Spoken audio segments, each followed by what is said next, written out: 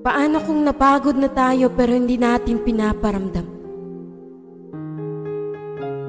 Paano kung gusto mo nang sumuko pero ang tanging pinapakita mo lang ay ang paglaban? Sa buhay, hindi natin kailangan ipakita na palagi tayong malakas, masaya. Minsan, kailangan din natin ipahinga. Ilabas ang bawat pagod at salita. Maraming hindi nakakaintindi. Pero ito, andito tayo sa realidad na kung saan tinatago natin ang sakit na nararamdaman.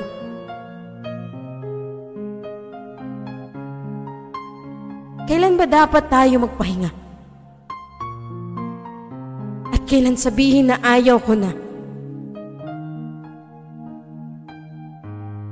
Kasi maraming pagkakataon na ang sarap bumalik sa umpisa.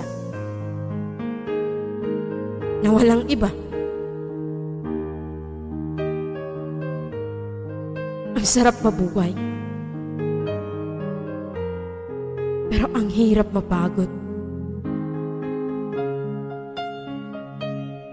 Sa mundong ito, hindi natin kailangan ipakita na masaya pa tayo.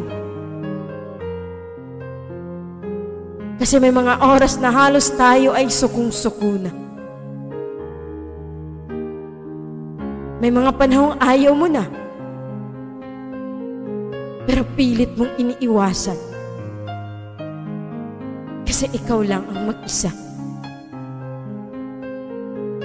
Mag-isang dinadala ang sakit na dadarama. Alam mo yung pakiramdam na walang-wala ka na. Wala ka nang masabi. Dahil pagod ka na sa paulit-ulit na sakit. Yung parang ayaw mo na. Napapagod tayo hindi dahil mahina. Napapagod kasi nangangarap at patuloy na lumalaban sa buhay.